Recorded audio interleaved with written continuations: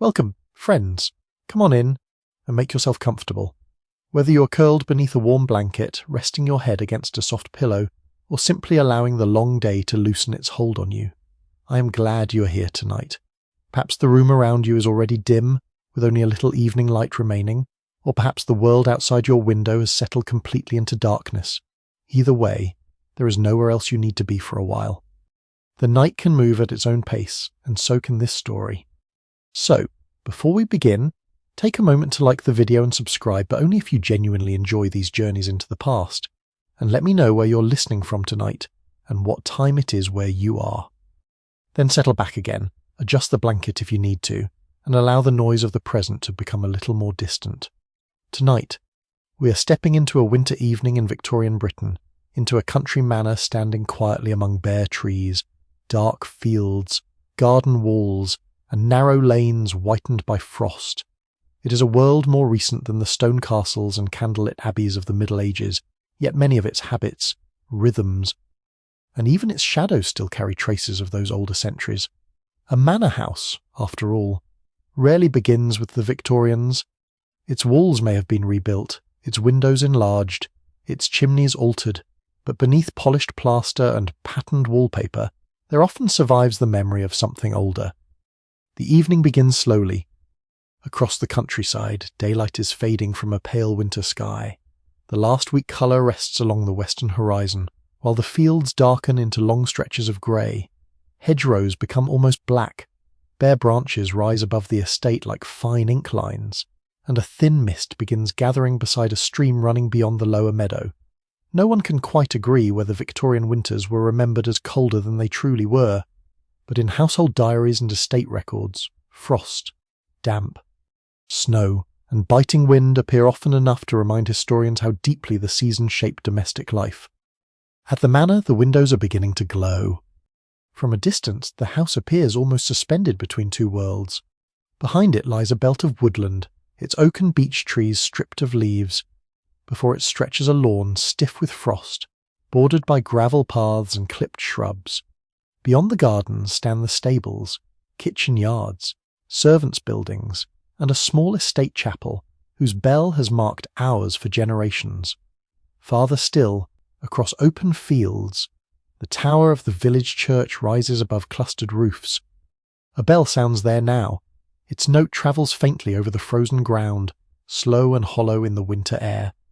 Long before Victorian clocks became common in every room, bells had ordered life across monasteries, villages, and medieval estates. Monks woke to bells, workers measured daylight by them, and travellers heard them carrying over forests and muddy roads. By the 19th century, mechanical clocks tick in halls and bedrooms, yet the older sound remains. Church bells still announce services, deaths, marriages, and hours of communal importance in a quiet country district. They remain part of the landscape itself. Inside the manor, however, evening has already begun before darkness fully arrives. Curtains are drawn across tall windows to keep out draughts. Fires are encouraged in rooms that will soon be occupied. Lamps wait to be lit. Somewhere below stairs, coal is carried in iron scuttles. Somewhere above, a housemaid checks a bedroom grate, while in a corridor a footman passes beneath framed portraits, whose painted eyes have watched several generations move through the same halls. The house is not silent. It creaks softly, as large houses often do in cold weather. Timber contracts, pipes murmur. A door moves faintly in a draught. The occasional footstep crosses a floorboard and disappears behind another door. Yet the sounds do not disturb the stillness. They deepen it. The oldest portion of the manor stands at the eastern end, where thicker walls and lower ceilings suggest earlier construction. Perhaps a Tudor house once occupied the site. Perhaps part of an even older manor had stood here, with oak doors, rushes scattered over stone floors, and a central hall warmed imperfectly by fire and bodies. Some local histories claim that fragments of medieval masonry remain beneath the Victorian additions, though such claims are not always easy to prove. Country houses often gather legends around themselves, and old stones invite older stories. One tradition, however, certainly survives from centuries before. At the main entrance hangs a heavy curtain against the winter draught, fulfilling much the same purpose that woven hangings and thick door coverings once served in medieval halls. In earlier centuries, wealthy households used tapestries not merely for decoration but to soften cold stone interiors. Victorian rooms are better furnished, brighter, and more carefully sealed, yet winter still slips through window frames and beneath doors. Comfort remains something that must be actively defended. Outside, a groom crosses the yard toward the stables. His boots strike frozen earth, horses shift behind wooden doors, their breath steaming faintly in the cold. Straw rustles beneath them, and leather harness hangs from pegs along a wall. The groom carries a lantern whose light moves over brickwork and dark timber before disappearing inside. Near the kitchen garden, a narrow path leads toward the servants' entrance. A delivery cart has already left for the evening, its wheels leaving shallow tracks in damp gravel. Earlier in the day, produce, coal, meat, milk, and perhaps fish from a nearby market town have passed through these service yards. Now the outer business of the household is ending. The road beyond the estate is nearly empty. A traveller passing along it would see little more than hedges, occasional gateposts, and the distant glow of cottages. Roads in Victorian Britain are far improved from the deeply rutted medieval tracks once crossed by pilgrims, merchants, monks, and drovers. But winter mud remains familiar. In lower ground, wheels still sink, boots still gather clay, rain still turns lanes unpleasantly soft before frost hardens them again overnight. At a crossroads beyond the village stands an old stone marker. Nearby, local tradition says a wayside cross once stood there, perhaps marking a route followed by pilgrims many centuries earlier. Whether the story is true is uncertain. Such memories often survive long after their original purpose is forgotten. Back at the manor, darkness has fully arrived. The final blue light leaves the winter sky, and the glass of each window becomes a mirror to the rooms within. Lamps glow behind curtains. Firelight moves across ceilings. A clock in the entrance hall gives a measured chime. Outside, frost begins to silver the gravel. The woodland becomes a single dark shape beyond the lawn.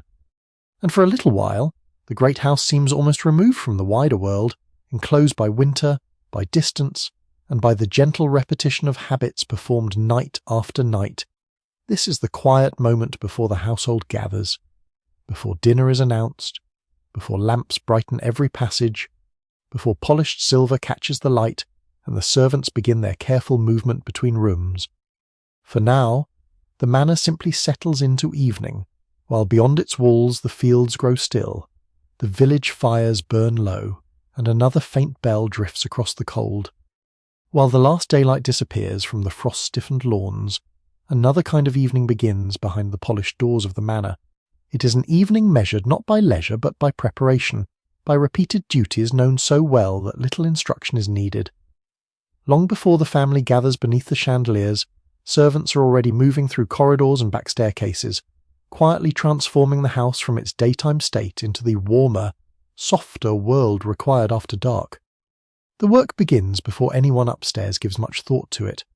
A housemaid carries a coal scuttle along a narrow passage, its iron handle pressing into her fingers. Coal is heavy, dusty, and central to Victorian comfort. It feeds drawing-room fireplaces, bedroom grates, kitchen ranges, and boilers. A prosperous manor may consume astonishing quantities through the colder months, and the work of bringing that fuel from cellar to hearth is rarely visible to those enjoying the fire. The maid kneels beside a grate that has burned low since afternoon. With practiced movements, she clears loose ash, adjusts the surviving coals, adds fresh fuel, and encourages the flames without allowing smoke to fill the room. Fire tending is an art learned through repetition. Too much coal at once can smother the flame. Too little means another journey downstairs before long. Earlier generations in this house would have known wood fires as well. In medieval halls, bundles of brushwood, logs, peat, or charcoal might provide warmth depending on region and wealth. Great stone fireplaces appear impressive in paintings, though much of their heat disappears upward into the chimney. The Victorian grate is smaller and more efficient, but the principle remains familiar. Warmth gathers close to the flames while the edges of the room remain cold. A servant working near the hearth can feel both at once. Her face warms, her back remains chilled. Across the room, thick curtains wait to be closed. During daylight they have been tied aside so that the weak winter sun may enter, but now they are drawn firmly across the glass. Velvet, wool, damask, and lined fabric all help slow the cold passing from the windows into the room. Curtains also alter the atmosphere instantly. Once closed, the outside world disappears. The drawing room becomes smaller, more enclosed, and more intimate. The black garden vanishes behind fabric, leaving only furniture, lamps, framed pictures, books, and firelight. In old manor houses, this enclosing of the room has a much longer history. Medieval chambers use wall hangings, wooden shutters, rugs, and heavy textiles, partly because exposed masonry and unglazed openings surrender warmth so easily. Victorian engineering has improved the matter, although not entirely solved it. No one can quite agree how comfortable the grandest country houses truly were in winter. Visitors sometimes describe glowing fires and luxurious interiors, while household accounts reveal constant purchases of coal and endless efforts to fight damp, drafts, and cold corridors. The truth likely changes from room to room. A second housemaid approaches the lamps. Gaslighting has reached many substantial Victorian houses by the later 19th century, while others continue to depend partly on oil lamps and candles. Even where gas is available, portable lamps remain useful, and candles survive in bedrooms, servants' passages, and places where permanent fittings are inconvenient. The servant checks a lamp chimney, trims a wick, and wipes away soot. This small act matters. A badly trimmed wick smokes, smells, and darkens the glass. A well-tended lamp gives a steady flame. Earlier in the century, candles remain even more important, with beeswax favoured by wealthy households because it burns cleaner than cheaper tallow. Beeswax candles have an older association with monasteries and churches, where their clean flame and religious symbolism make them especially valued. Medieval abbeys carefully manage wax supplies, and the same material later appears in prosperous homes, though by the Victorian period it competes with increasingly modern forms of lighting. The light grows room by room, not bright by modern standards, but sufficient. A footman moves along the main corridor, lighting lamps positioned near doorways. Brass fittings gleam briefly. The polished wooden floor catches small pools of yellow light. Between them lie darker stretches, making the corridor seem longer than it appears by day. On the service staircase, the lighting is less generous. Servants move through dimmer spaces because household resources follow hierarchy. Public rooms receive the best light, the strongest fires, and the most decorative furnishings. Back passages are practical. Their walls are plain. Their steps are worn. Their doors are chosen for usefulness rather than display. In one passage, a strip of drugget protects the carpet from dirt carried by servants' shoes. In another, a heavy baize door separates the service world from the family rooms. Such doors help muffle sound, preserving the illusion that meals, fires, lamps, and hot water somehow appear without effort. Yet behind that green-covered door, activity rarely ceases. A bell rings sharply. Along the servants' corridor hangs a row of mechanical bell indicators, each corresponding to a room upstairs. Thin wires run through walls and ceilings, connecting handles or pulls in family rooms to bells below stairs. When someone summons a servant, the correct bell trembles. The system feels modern in its efficiency, though the idea is much older. Medieval noble households depend on pages, ushers, chamber servants, shouted instructions, and handbells. By the 19th century, wires allow orders to travel silently through walls. Some servants claim they can identify particular bells by sound alone. Whether every such story is true is difficult to know, but experienced household staff certainly learn the habits of those they serve. A certain room rings repeatedly before dinner, another rarely rings at all. A guest may tug too hard. An elderly relative may forget whether the bell has already been pulled. The footman pauses, glances toward the indicator, and disappears up the back stairs. Elsewhere, another servant checks the front entrance.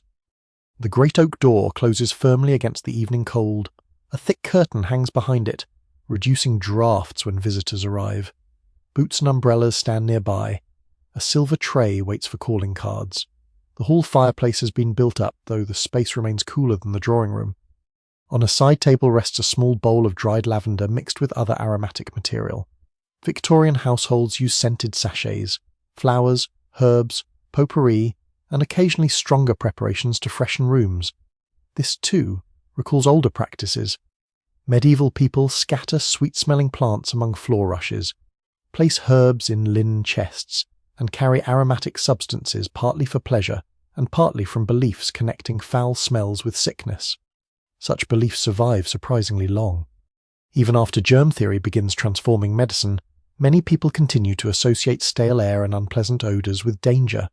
Ventilation becomes almost a moral concern in some Victorian households, producing the curious winter habit of opening windows for fresh air, while simultaneously burning great quantities of coal to restore the lost warmth. A bedroom maid now passes carrying a large ceramic jug of hot water. Steam curls faintly from its mouth. The water will be placed in a dressing room where someone preparing for dinner can wash without facing the chill of entirely cold water.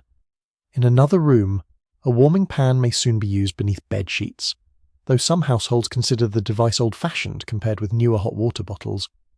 The copper warming pan itself belongs to centuries of domestic life. Filled carefully with hot embers, it is moved between sheets to remove their icy dampness. Used carelessly, it can scorch cloth or even start a fire, so servants learn to handle it with caution. Outside, the wind rises briefly. It moves through the bare branches and presses faintly against the windows. For a moment, those working inside can hear it. Then the heavy curtains soften the sound again. Far across the fields, the village has nearly vanished into darkness. Only a few cottage windows shine. The church tower is a darker shape against the winter sky, and somewhere beyond it a farm dog barks once before falling quiet. Inside the manor, footsteps continue. Coal arrives, curtains close, lamps brighten, doors are checked. Hot water is carried upstairs. The evening is being assembled piece by piece, not by magic, but by practiced hands moving through old rooms in the same patient rhythm followed through countless winter nights. And while the family still waits above, deeper within the house another source of warmth is already gathering strength, where steam clouds the windows and the kitchen range burns steadily into the dark. Deeper within the manor, far from the softened drawing-room lamps and the quiet glow of the entrance hall, the kitchen lives in a different kind of evening. Here, warmth is not something carefully arranged for comfort. It is the natural result of work. The great range burns steadily. Copper pans catch the firelight, steam rises from covered pots, and the air carries the mingled scents of roasting meat, onions, flour, hot fat, damp wool, soap, and coal smoke. The kitchen is one of the busiest rooms in the house, but its activity has a rhythm rather than a rush. A cook stands near the range, watching several dishes at once. Nearby, a kitchen maid trims vegetables while another servant washes utensils in hot water. A scullery maid works in a space even less comfortable than the main kitchen, where pots, pans, knives, trays, and plates pass through in an almost endless sequence. Her hands are often wet. In winter, that means they may become red, cracked, and sore despite the heat of the room. On a long wooden table lie carrots, turnips, parsnips, onions, and perhaps a cabbage from the kitchen garden. Winter narrows the range of fresh produce available, but a well-managed estate plans carefully. Root vegetables keep in cool storage.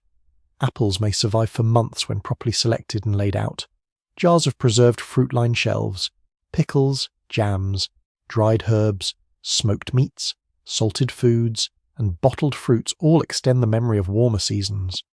Such habits would have been familiar, in spirit at least, to households centuries earlier.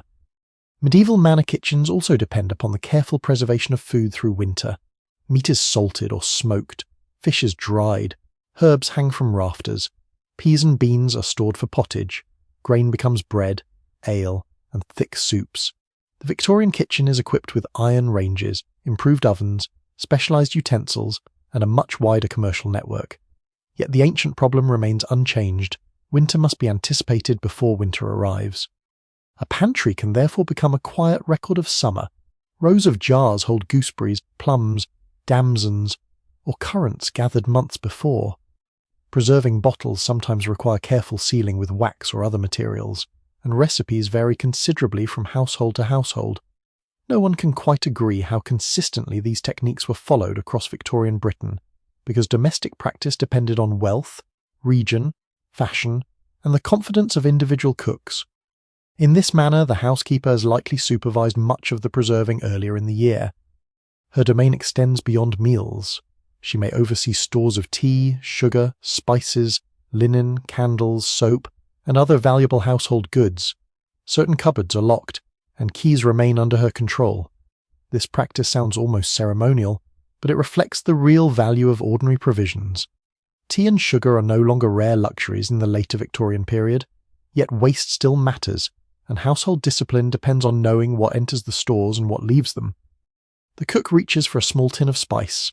Nutmeg, mace, cloves, cinnamon, pepper, and ginger appear frequently in 19th century kitchens, particularly in wealthy homes. Some have travelled extraordinary distances before reaching this quiet country estate. A little spice added to a sauce connects the kitchen almost invisibly to ships, warehouses, merchants, imperial trade routes, and distant plantations. Yet tonight, these vast networks remain hidden behind something simple, the scent of nutmeg rising from a warm pudding. On another part of the table, dough rests beneath a cloth. Bread may be purchased from outside or baked on the estate depending on the household, while cakes, pies, pastries, biscuits, and puddings occupy considerable attention in prosperous kitchens. Victorian dining values variety. A formal dinner may require soups, fish, meat, vegetables, sauces, puddings, sweets, and small decorative dishes, all expected to arrive at the correct moment. Keeping them hot is an art in itself. Before modern temperature controls, cooks must judge ovens by experience. A hand held near an opening, the behaviour of flour, the colour of a fire, or years of habit can all provide clues. Some cooks are remarkably precise without ever using a thermometer. The range clicks softly as iron expands. A kitchen maid lifts the lid from a pot and a cloud of steam rises toward the ceiling. Above, the rafters are darkened by years of heat and smoke. Hooks hold utensils, shelves carry bowls, jars, basins, and polished copper. The room is practical, but there is beauty in its order. Every object has a place because searching wastes time. Near the hearth stands a kettle of water in which herbs may be steeped. Households preserve a surprisingly wide range of domestic remedies. Peppermint may be used for digestion. Chamomile appears in soothing preparations. Elderflower, horehound, sage, mustard, ginger, and various syrups belong to the large borderland between food and medicine. Knowledge passes through household manual, servants, family tradition, village healers, and older beliefs that have survived for generations. One especially persistent idea concerns the danger of becoming chilled. A cold draught, wet feet, damp clothing, or sitting too near an open window may be blamed for illness. Even as physicians debate infection and new medical theories, many households continue to treat warmth as a form of protection. Mustard foot baths, warm drinks, hot bricks, flannel wraps, and heated beds become familiar responses to winter discomfort. Some remedies may offer genuine relief, others rely more heavily on custom. Those who recorded such practices did not always distinguish neatly between medicine and tradition, and Victorian homes often combine newly fashionable treatments with beliefs inherited from earlier centuries. A maid places a warm brick wrapped in cloth near the edge of the kitchen hearth. It may later be carried upstairs or used in servants' quarters where the fires are smaller. The object is ordinary, but the principle is ancient. Medieval travellers sometimes warm stones near fires before wrapping them in cloth, and poorer households improvise warmth from whatever safely holds heat. Wealth changes the materials more readily than the need itself. At the far end of the kitchen, a door opens toward the yard. Cold air enters suddenly. For a few seconds, steam and warmth drift toward the doorway while a servant carrying a basket steps inside and pushes the door shut again. The contrast is striking. Beyond the door lies frost, darkness, and the faint smell of damp earth. Inside lies fire, food, and labour. The servant stamps moisture from her shoes. In the basket are winter greens gathered earlier, along with a small bundle of herbs from a sheltered patch near the garden wall. Kitchen gardens attached to estates are carefully planned spaces. Brick walls retain warmth. Glass houses extend growing seasons. Fruit may be trained against sun-facing walls. In large properties, gardeners use forcing techniques to produce foods that seem almost miraculous in winter. Such abundance is one of the quiet demonstrations of wealth. In the nearby village, a labouring family may eat bread, potatoes, bacon when available, cheese, onions, and simple broth. Here, dinner can include several courses and ingredients brought from great distances, yet even the grand manor cannot completely escape winter. Freshness diminishes, storage matters, fuel must be carried, water must be heated, every comfort depends upon work. As the evening deepens, the kitchen clock advances toward the dinner hour. The cook checks a sauce, a maid wipes the rim of a serving dish, another polishes a ladle until the metal catches a small reflection of the range fire. Somewhere overhead, a bell sounds. The servants listen almost without appearing to do so. The house is beginning to call for them. Beyond the kitchen windows, frost has thickened against the glass, blurring the black courtyard into pale shapes. The wind has weakened again, and the whole estate seems to rest beneath the winter night. But here, beneath soot-darkened rafters, the fire continues to burn. Steam curls upward, copper glows, and the evening meal slowly takes shape in patient hands. Above the kitchen, where the heat of the range no longer reaches and the corridors feel noticeably cooler, the household begins its own preparation for dinner. The change is gradual. Doors close, wardrobes open, brushes move through hair, water is poured into china basins, lamps are turned a little higher, and bedroom fires are encouraged so that dressing can be done without too much discomfort. In one of the larger bedrooms, a maid has already drawn the curtains and placed fresh coal on the grate. The fire has not yet warmed the whole room. Its heat gathers only in a narrow circle beside the hearth, leaving the corners dim and cold. The carpet softens the floor beneath the feet, but draughts still find their way under doors and around window frames. A ceramic jug of hot water stands on the washstand beside a matching basin. For many Victorians, washing before dinner does not necessarily mean the full bathing routine a modern household might expect. Hands, face, neck, and arms may be washed carefully, while complete bathing follows other schedules and customs. Portable hot water is labour-intensive, especially upstairs, because someone must heat it below and carry it through passages and stairways. The maid pours slowly. Steam rises for a moment and vanishes into the cooler air. Beside the basin rests a cake of soap, perhaps scented with lavender, rose, almond, or another fashionable fragrance. Wealthy households have access to an expanding range of manufactured soaps, toilet waters, powders, pomades, brushes, and preparations. Yet older practices remain close beneath the surface. Rosemary water, lavender, vinegar preparations, and herbal rinses have been used for generations. Some women believe particular herbs strengthen the hair or preserve its shine. Others rely on commercial products whose advertisements promise benefits far beyond anything the ingredients could reasonably provide.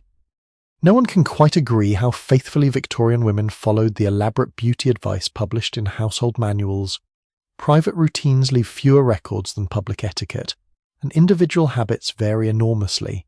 Still, surviving brushes, bottles, dressing cases, letters, and manuals suggest that grooming can occupy a considerable portion of the evening. At the dressing table, brushes lie arranged beside hairpins. The lady's maid works with practiced patience. Victorian hairstyles can require astonishing quantities of pinning, coiling, braiding, padding, and smoothing. Hair is often worn long, though much of that length disappears into carefully constructed arrangements at the back of the head. Fashion changes through the century. Shapes rise, flatten, expand, and tighten. What remains constant is the expectation that respectable evening appearance should look controlled. Hair that appears effortless may have taken considerable effort. The maid separates strands, smooths them with a brush, and places pins where they will remain hidden. A small amount of pomade may be used to control stray hairs. Such preparations can contain oils, fats, waxes, or perfumes. Earlier centuries know similar substances. Medieval and early modern people also use scented oils, combs, and herbal preparations, although the Victorian dressing table presents them in increasingly specialised bottles and containers. Jewellery waits nearby, a brooch. A pair of earrings, perhaps a necklace of pearls, jet, gold, or stones chosen according to wealth, age, occasion, and the household's degree of formality. Dress itself is more complicated. An evening gown cannot simply be pulled on without preparation. Depending on the decade, a woman may wear a chemise, drawers, corset, petticoats, and structural garments beneath the visible dress. Earlier in the Victorian period, crinolines create wide skirts. Later, bustles shift volume toward the back. By the closing decades of the century, silhouettes narrow and change again. The corset is perhaps the most discussed item. Popular imagination often presents every Victorian woman as tightly laced into near helplessness, but historians continue to debate how widespread extreme tight lacing truly was. Corsets are certainly common, yet many are worn primarily for support and fashionable shaping rather than dramatic compression. The reality is more ordinary and therefore more interesting. A garment can be restrictive without being torturous. A fashionable body can be carefully shaped without matching the most exaggerated illustrations. The maid helps fasten the dress. Hooks and eyes close. Fabric settles into place. Sleeves are adjusted. A sash or decorative panel is straightened. The final effect is formal, composed, and suited to a world in which clothing communicates position before anyone speaks. In another room, a gentleman dresses with assistance from a valet or, in a less extravagant household, largely by himself. Evening clothes are darker and more restrained than women's gowns, but they possess their own rules. Shirt front, waistcoat, trousers, coat, collar, cuffs, tie, shoes, and watch must all be correct for the occasion. Even within one family, dinner clothing can vary according to whether guests are present. A quiet family meal may permit greater simplicity. A formal dinner requires more. Victorian etiquette thrives on distinctions of this kind, tiny differences that are understood by those raised within them and potentially embarrassing to those who are not. The gentleman's valet brushes lint from a coat sleeve. Clothes brushes are essential objects in a house heated by coal fires. Soot and dust settle easily. Garments are valuable and expected to last, so maintenance matters. Mud is brushed away, fabric is aired, spots are treated, buttons are repaired. This practical care resembles earlier household habits more than it might first appear. Medieval noble clothing is also expensive enough to be cleaned, mended, altered, passed down, and carefully stored. Fine textiles are never casual possessions. Near the wardrobe lies a fur-lined outer wrap that will not be needed for dinner, but may be worn if someone ventures into a colder part of the house or outside. Fur has centuries of association with warmth and rank. Medieval sumptuary laws occasionally attempt to regulate who may wear certain luxurious materials, while Victorian fashion replaces legal restrictions with subtler rules of class, money, and taste. Across the corridor, a younger woman fastens gloves around her wrists. Evening gloves serve practical and social purposes. They complete the appearance of formality, although rules govern when they should be worn or removed. Etiquette books can disagree on precise details, particularly as fashions change. Those who recorded these customs never fully agreed, and real households often follow tradition more flexibly than printed advice suggests. A maid bends to adjust the hem of the gown. Nearby, the fire gives a small collapse of coal, sending a brief glow across the grate. Outside the curtained windows, the night has grown darker. Frost gathers more thickly along the stone ledges. Somewhere beyond the manor, a cart moves slowly along the road, its wheels dull against frozen ruts. The sound is faint and soon gone. Inside, a clock marks the quarter hour. The household is nearly ready. Perfume is touched lightly to the skin. A necklace is fastened. Hair is checked once more in the mirror. A gentleman closes his watch and slips it into his waistcoat pocket. The servants quietly remove brushes, folded cloths, discarded pins, and empty water jugs, leaving behind the calm appearance expected of an elegant room. Soon the doors will open, footsteps will move toward the main staircase, and the family, transformed by layers of fabric, grooming, warmth, and ritual, will descend from their private rooms toward the firelit spaces below, where the manor waits in polished stillness for the evening to continue. By the time the family begins to gather in the drawing room, the manor has fully entered its evening self. The outer world has withdrawn behind closed curtains and frost-laced glass, while inside, firelight and lamplight have taken command of every visible surface. The drawing room, more than any other room before dinner, becomes the centre of this softer hour. It is a place meant not for labour, but for display, conversation, reading, waiting, and the measured enjoyment of comfort. The fire has been built up carefully. Flames move behind the grate in a steady orange pattern, and the coals beneath them give off a deeper red glow, pulsing gently whenever a small draught stirs the ash. A fender guards the hearth. Above it, perhaps, stands a mantel decorated with porcelain figures, a clock beneath a glass dome, and framed miniatures or silver candlesticks catching the light. Mirrors enlarge the brightness, reflecting the room back into itself so that even a winter evening can appear rich and full. There are chairs arranged in thoughtful positions around the hearth, not quite in a circle, because drawing rooms rarely favour anything so plain, but in clusters suggesting conversation without forcing it. A sofa occupies one side of the room. Small tables hold books, periodicals, albums, or a work basket with embroidery silks. A lamp with a shade softens the light on a nearby surface. The curtains are heavy, the carpet thick. The wallpaper chosen not only for taste but to show that taste exists at all. Such rooms, though Victorian in arrangement, continue an older tradition of domestic prestige. The medieval Great Hall once gathered household life into one large communal chamber, though nobles gradually withdraw more private activities into separate rooms over the centuries. By the Victorian era, privacy and specialisation have advanced considerably. There is a room for drawing, another for dining, another for sleeping, another for servants, and still more for storage, study, washing, and work. Yet the drawing room still performs a familiar social task. It offers a controlled setting in which status, manners, and family life can be seen. A gentleman stands near the fire, warming one hand behind his back and holding a folded newspaper in the other. Newspapers have become a powerful part of 19th century daily rhythm. They bring parliament, war, markets, crime, colonial affairs, shipping news, fashionable gossip, and serialised stories into a country house that might otherwise seem far removed from large events. A day's paper can connect a frosted manor in rural England to Cairo, Calcutta, Dublin, Paris, or the Arctic. And yet, in the drawing room, even the news becomes subdued. The paper is read, then folded. A remark may be made about weather, politics, or some change in a neighbouring county. Another family member perhaps glances over a letter received earlier that day, its envelope opened with a silver knife. Letter writing is one of the quiet arts of the 19th century. Before telephones become commonplace, correspondence sustains family ties, social obligations, and estate management. Ink, sealing wax, handwriting, and careful timing all matter. A delayed reply may seem careless. An overlong one may seem self-indulgent. On a side table lies a calling card tray near a stack of correspondence tied with ribbon. These objects belong to a world governed by custom, and custom has an almost liturgical quality.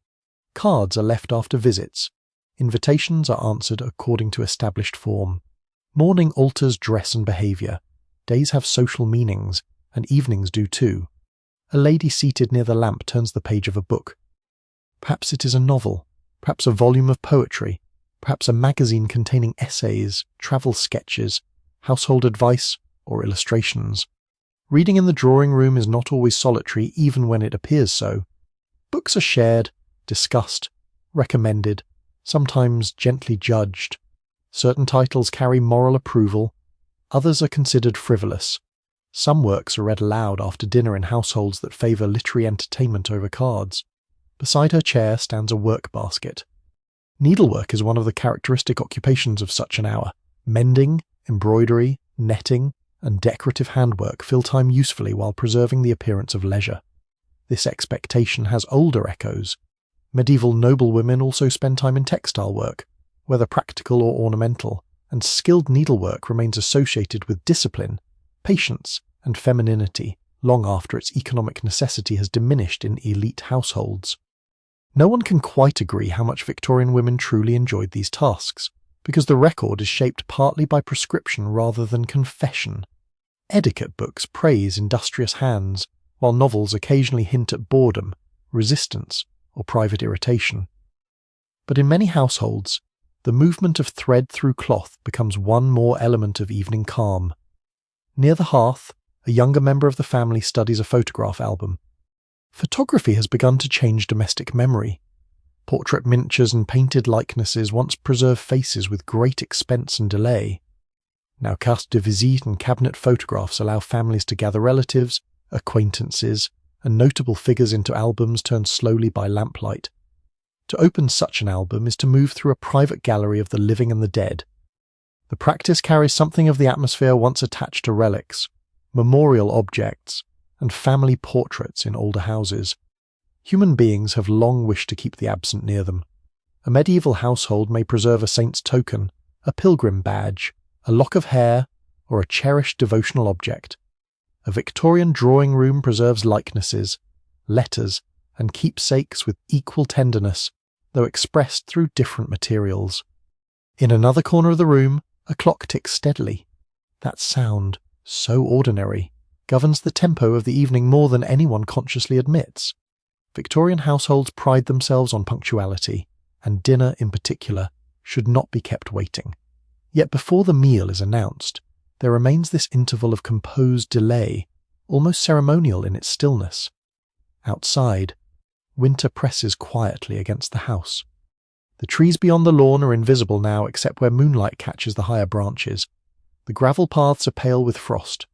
A little wind moves through the ivy on the outer wall, and from very far away comes the faint suggestion of another bell, perhaps from the village church, perhaps from a distant chapel carried unusually clearly over the cold fields. Inside, the contrast is profound. The drawing room glows. Firelight slides across polished wood and picture frames. The carpet hushes every step. There is even a faint scent in the room, perhaps from flowers in a vase, perhaps from beeswax polish, perhaps from lavender water used earlier in the day. Victorian households care deeply about the moral and physical quality of air. Bowls of dried herbs, fresh greenery, and occasional winter flowers may appear in reception rooms, not only to please the eye, but to suggest health, order, and refinement. A servant enters almost silently to adjust a lamp. The gesture is brief and precise. He withdraws without interrupting conversation.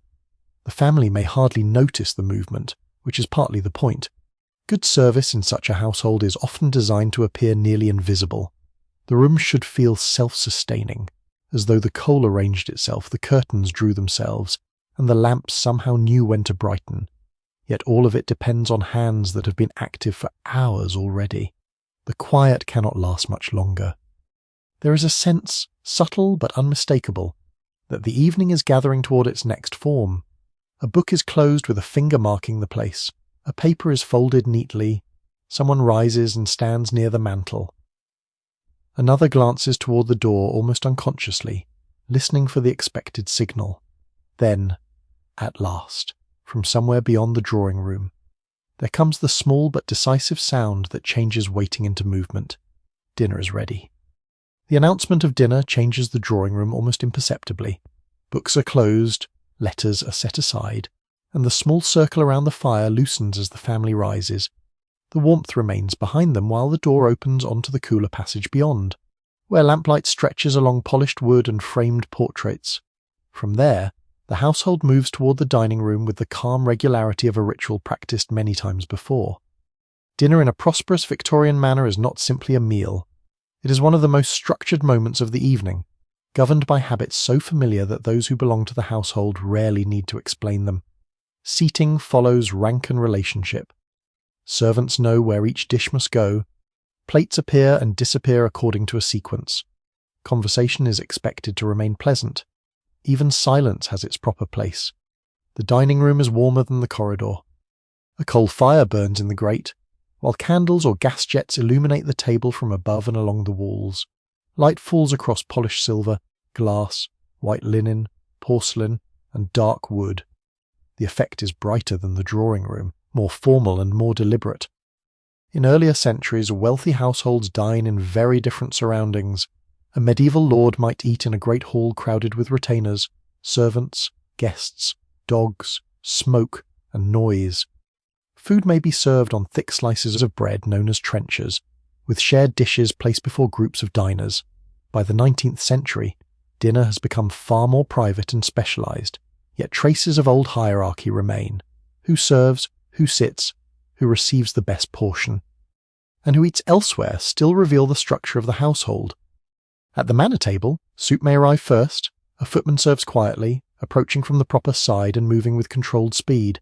The work requires far more concentration than its smoothness suggests. He must remember order, watch glasses, remove plates, respond to signals, and avoid allowing the machinery of service to become visible. The first course might include soup and fish, perhaps accompanied by bread and carefully chosen sauces. On other evenings there may be game from the estate, roast beef, mutton, poultry, or dishes influenced by French cooking. Wealth allows variety, but season still shapes what appears. Winter encourages substantial food. Roast, rich gravies, root vegetables, pies, puddings, preserves, and warming sauces all suit a season in which the body is believed to require nourishment against cold. Victorian dietary ideas can be surprisingly elaborate. Some physicians and household writers recommend heavier foods in winter, while others warn against excess, especially for those thought to lead sedentary lives. No one can quite agree how seriously families followed such advice. Household menus often reveal that appetite, fashion, availability, and social expectation matter at least as much as medical theory. The servants continue their movement.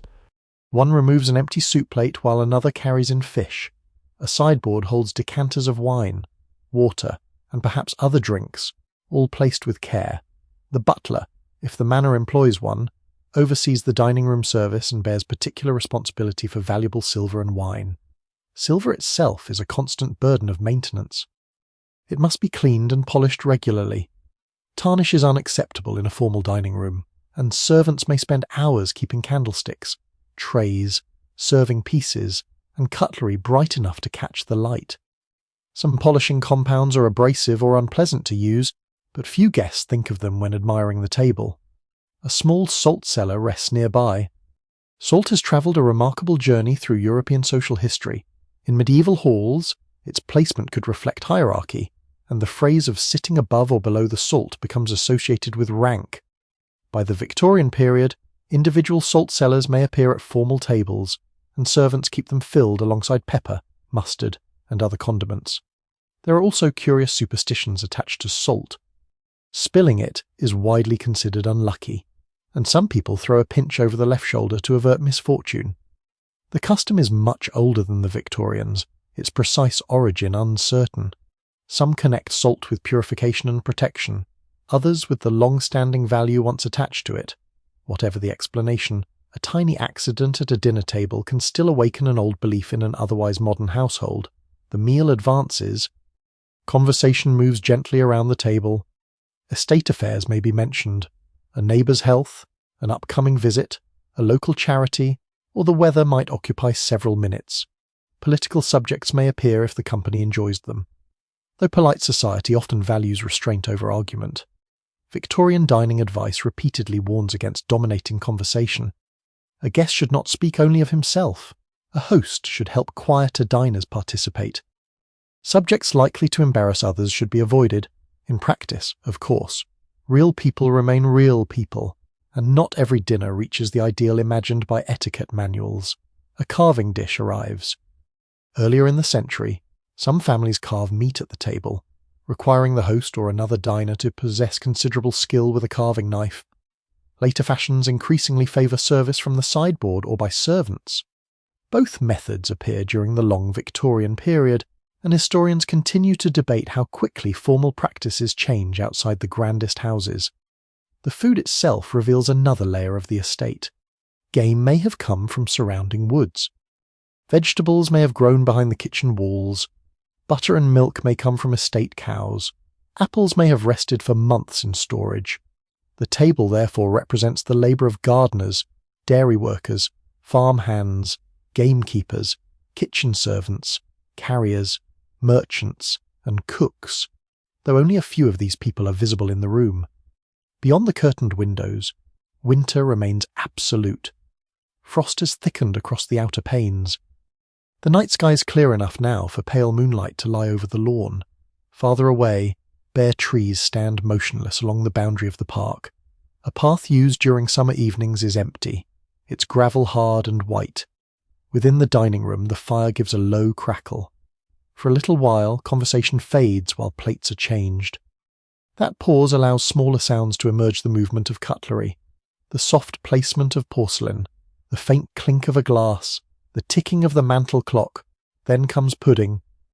Perhaps it is a steamed pudding served with sauce, perhaps a fruit tart made from stored apples, perhaps custard, preserved fruit, or another sweet dish that depends on the skill of the kitchen. Victorian cooks produce an enormous variety of puddings, and the word itself covers preparations far broader than modern usage might suggest. Nutmeg or cinnamon may scent the warm air. After sweets, cheese, fruit, or small savoury dishes may follow according to household custom. The exact order changes with decade and fashion, and printed menus can make formal dinners look more rigid than everyday life probably was. Wine is poured, candles burn lower. The family has now spent perhaps an hour or more at the table, and the room has grown increasingly warm compared with the corridors outside. Eventually the meal begins to loosen into its final stage. Napkins are set down. Chairs shift. A servant quietly opens the door. Soon some members of the family will return to the drawing room while others remain briefly behind, and the formal brightness of dinner will give way again to softer lamps, music, reading, cards, and the quieter pleasures of the long winter night. But below stairs, the evening is nowhere near finished. The plates leaving this room are already descending into another world of heat, steam, water, silver, and work. Below stairs, the manor has entered the part of the evening that the family rarely sees. Plates return from the dining room in steady succession. Serving dishes arrive warm and nearly empty. Used glasses gather on trays. Knives carry traces of gravy or sauce. Napkins are collected for sorting, while silver serving pieces are set apart because they require different care from ordinary kitchen utensils. The elegance upstairs has become work again. A footman pushes through the baize door carrying a tray and descends toward the service passage. The quiet, formal expression maintained in the dining room relaxes only slightly once he's out of sight. There is no dramatic change in behaviour, no sudden burst of noise. The servants remain working people inside an ordered household, and their world has rules of its own. The kitchen is hotter than before. Steam gathers near the scullery doorway, where dishwater clouds the air and the smell of soap mingles with roast meat, damp cloth, and coal smoke. Copper pans sit in a line waiting to be washed. Porcelain dishes must be handled carefully, since broken china can be expensive and may be charged, formally or informally, against a servant's reputation if not their wages. The scullery maid works through the growing pile. Grease is loosened with hot water, plates are scrubbed and rinsed. Knives may require special attention because older steel blades can rust if left wet. Fine glassware cannot simply be thrown into the same basin as heavier dishes. It is washed separately, dried carefully, and checked for marks. This sort of labour is repetitive, but repetition creates skill. An experienced servant learns how much pressure a wine glass can bear, how to lift a heavy platter without tilting it, how long silver can remain wet before spots appear, and which plates chip easily at the rim. Such knowledge rarely appears in grand descriptions of Victorian domestic life, yet the household depends on it. Nearby, the butler examines several pieces of silver. He is responsible for items whose value can be considerable: candlesticks, serving spoons, salvers, decanters with silver fittings, and perhaps heirloom pieces older than anyone currently living in the house. Some may have been made for a previous generation. Others may carry family crests polished so many times that their edges have softened. Silver has an ancient relationship with rank. Medieval noble households display precious metal plate partly as wealth made visible. Cups, salts, dishes, and ceremonial vessels demonstrate status as clearly as fine clothing or horses. Victorian society inherits that instinct, though by now a great deal of silver is associated with domestic respectability rather than princely magnificence.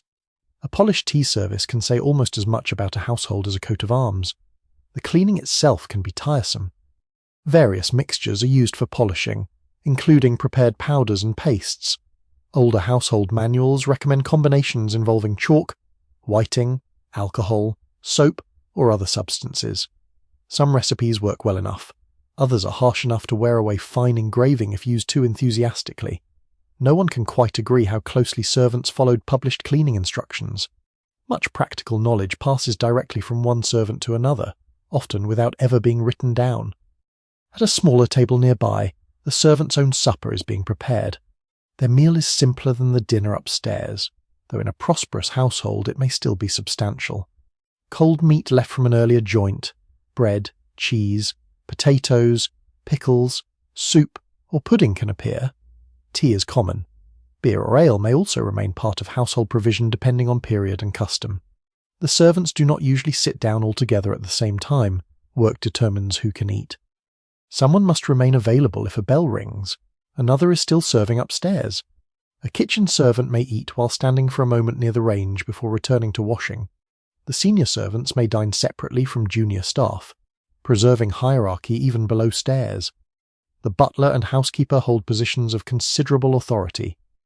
A cook may also possess status that places her distinctly above a young housemaid or scullery maid. Victorian service is therefore not one undifferentiated class. It is a ladder, and everyone knows roughly where they stand upon it. This too has much older echoes. Medieval great households include stewards, chamberlains, marshals, cooks, pages, grooms, laundresses, porters, and servants of many grades. Rank continues, even among those who serve. A person can be subordinate to one figure and superior to several others at the same time. At the manor, a junior maid finally sits with a plate near the kitchen table. Her supper is warm enough to fog her breath no longer, and for a few minutes she eats in relative peace. Conversation remains restrained. Someone mentions the frost. Another says that the road toward the village was already hard by late afternoon. There may be talk of a delivery expected tomorrow, a cousin working in another household, an upcoming church service, or whether snow will arrive before morning. Servants know much about the family upstairs, but speaking too openly about employers is risky. Discretion is part of good service, and gossip that reaches the wrong ears can cost someone a position. Still, human curiosity exists below stairs as readily as above. A new guest's clothes may be noticed. A visitor's unusual habits may be quietly remarked upon. A bell rung repeatedly can test even the most disciplined patience. One light observation might pass between two servants about a gentleman who has summoned hot water twice and still seems unable to decide whether he is cold. The comment lasts only a moment before work resumes. Near the stove, a kettle begins to murmur. Tea is brewed strongly. For servants working long hours, tea provides warmth, stimulation, and a brief sense of pause. By the 19th century, it has become deeply woven into British domestic life across classes. Earlier generations might have relied more heavily on ale, small beer, broth, or spiced drinks. But tea now accompanies both work and rest, on a shelf. A small charm has been tucked behind a jar. It may be no more than a dried sprig tied with thread, perhaps rosemary or rowan, left there by someone who believes it discourages bad luck. Such practices can survive alongside church-going and modern household discipline without seeming contradictory to those who keep them. Superstition in Victorian Britain does not vanish simply because railways and telegraphs exist. Some servants avoid placing shoes on a table. Others dislike passing someone on the stairs. Breaking a mirror is associated with misfortune. A dropped knife may be said to predict a visitor. The beliefs vary by region and family, and those who recorded them never fully agreed on their meanings. Often, they persist because repetition itself gives them weight. Beyond the servants' windows, night presses against the glass. A thin skin of frost has formed at the corners. In the yard, a lantern hangs near the stable entrance, its flame moving whenever the wind reaches it. Farther away, the kitchen garden has disappeared beneath darkness, and the walls around it hold the cold like stone basins. Inside, the washing continues. Plates become clean again. Silver brightens under cloth. Glasses are returned to shelves. Food is covered and stored. Crumbs are swept from the floor. Upstairs, the family may already have forgotten the dinner that seemed so important an hour earlier. Below stairs, its remains are still everywhere. And while the manor above settles into leisure, the hidden half of the house continues patiently restoring order, preparing every object to begin the same quiet cycle again tomorrow. When the final traces of dinner have begun to disappear below stairs, the drawing room resumes its place at the centre of the evening. The family returns to it with the small sense of release that follows a formal meal. Chairs are drawn closer to the fire. A lamp is adjusted. Someone settles onto the sofa with a book, while another pauses near the piano, lifting the cover with quiet familiarity. The room feels different now. Earlier, it had been a place of waiting. Now it becomes a place of occupation. Though the occupations are gentle, there is no great need for productivity at this hour. The day's correspondence has mostly been answered. Estate business can wait until morning. Outdoor activity is impossible in the cold and darkness. The evening therefore stretches inward, toward music, reading, cards, sewing, and conversation. A young woman sits at the piano and turns through a small stack of sheet music. The instrument is both entertainment and accomplishment. In many middle and upper-class Victorian homes, musical ability forms part of a respectable education. Especially for women, piano lessons can begin early, and proficiency offers a socially approved way to entertain family and guests without seeming theatrical. The first notes are soft. They travel through the drawing room, through the open doorway, and faintly into the corridor beyond. Somewhere on the servants' staircase, a maid carrying folded linen hears only a fragment before continuing downward. Music has always moved through great houses in this way. Medieval halls once hear harps, pipes, lutes, songs, and devotional music. Monasteries shape entire days around chant and bells. By the 19th century, the drawing room piano has replaced many older instruments as the familiar centre of domestic music, yet the basic function remains the same. Sound fills dark hours and gathers people into shared attention. Not everyone listens closely. A gentleman sits near the fire with a newspaper opened across his knees. Another turns the pages of an illustrated periodical. A lady continues embroidery beneath the stronger light of a shaded lamp. The music creates a background rather than a performance, a soft architecture around everything else. The embroidery frame rests lightly in her hands. Coloured thread moves through cloth in small, deliberate stitches. Decorative patterns may include flowers, leaves, birds, or geometric borders. Some pieces will become cushions, fire screens, table covers, or gifts. Others may be put away unfinished when fashion changes or patience fades. Victorian domestic culture prizes this sort of activity because it appears calm, useful, and refined. Yet the tradition has roots stretching back centuries. Wealthy medieval women also work intricate embroidery, sometimes producing extraordinary religious or heraldic textiles. The materials differ, the styles change, but the gesture of drawing thread through fabric beside winter firelight would be familiar across a very long span of time. No one can quite agree how restful such work actually felt to the people doing it. Some diaries suggest real pleasure in needlework, others hint at duty. Printed advice often praises it so enthusiastically that one suspects not everyone shared the enthusiasm. At a small card table, 2 or 3 members of the family begin a quiet game. Cards offer another way to occupy the long evening. Whist is widely popular, while other games rise and fall with fashion. Victorian moralists sometimes regard gambling with suspicion, but modest household card play can be perfectly respectable when money is absent or stakes remain trivial. Card games themselves have a much older European history. By the late Middle Ages, playing cards are already spreading through courts and towns, sometimes attracting the concern of clergy and civic authorities who associate them with gambling, wasted time, or unruly taverns. By the Victorian era, cards have moved comfortably into drawing rooms, though a faint moral shadow still follows games played too seriously. The cards are dealt. No one speaks loudly. The fire settles lower and then catches again when a fresh piece of coal is added. On another evening, the family might choose reading aloud instead. This practice occupies a curious place between private reading and performance. A novel can unfold chapter by chapter across several winter nights. Essays, sermons, poetry, travel accounts, or humorous sketches may also be selected. The reader must speak clearly enough for everyone to follow without becoming overly dramatic. Some families particularly enjoy serialized fiction, waiting for new installments as modern audiences might wait for another episode of a familiar story. But the pace is slower. Weeks may pass between portions. Characters remain in memory. Speculation fills the gap. Near the mantel, a small shelf contains volumes selected specifically for evening use. One may be a collection of poetry, another a book of travels through Italy or the Near East. Another a family Bible, still central to many Victorian homes. Religion often enters evening routine gently. Some households hold formal family prayers. Others simply read scripture privately before bed. The precise practice depends on denomination, temperament, and household custom. Even in a prosperous manor shaped by modern industry and global trade, older devotional habits remain close. Medieval households might end a day with prayers directed towards saints, the Virgin, or particular protective figures. Travellers wear pilgrim badges from Canterbury or Walsingham. Small relics and blessed objects are kept for comfort.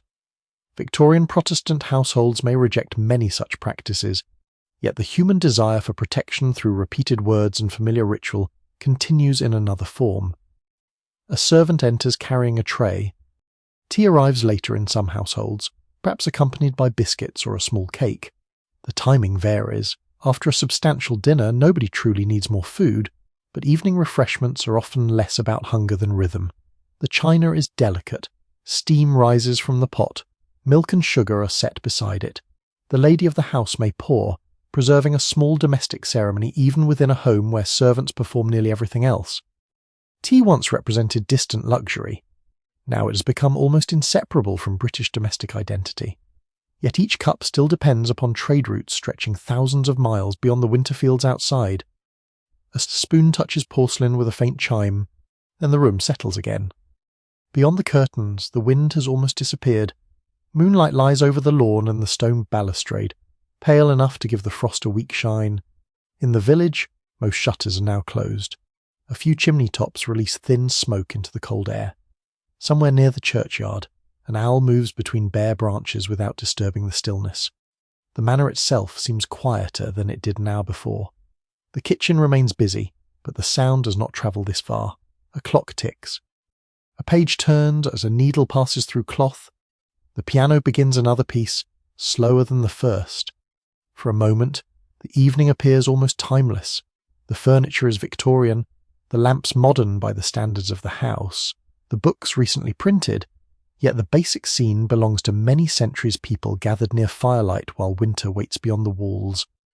And as the music continues, attention gradually drifts away from conversation and toward the house itself, toward the long corridors beyond the drawing room, the unused chambers, the portraits, old doors, and shadowed spaces that become more noticeable once the night has deepened.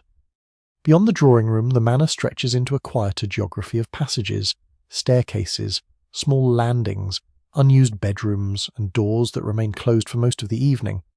These spaces are not truly abandoned, but at night they seem to belong less to the living household and more to the house itself. Once conversation softens behind the drawing room door, the corridors begin to reveal their own rhythm. A servant passes first. She carries a shaded lamp in one hand and a folded cloth in the other, moving carefully over a runner that protects the polished floor. The light travels with her, brushing over wallpaper, framed engravings, brass handles, and the carved edges of dark furniture. When she turns a corner, the passage behind her falls back into shadow. Large Victorian houses are built around separation. Family members move through broad staircases and decorated corridors. Servants use narrower routes wherever possible backstairs. Service passages, hidden doors, and corridors designed to keep domestic work from intruding upon formal life. This arrangement creates the curious sense that two houses exist inside one shell. One is meant to be seen. The other makes the visible house possible. A baize-covered door separates the two near the main staircase. It closes softly behind the maid, muffling footsteps almost at once. Heavy baize doors are useful precisely because they reduce noise and drafts, preserving privacy between family rooms and working spaces. They are simple objects, yet they shape the atmosphere of the entire manor.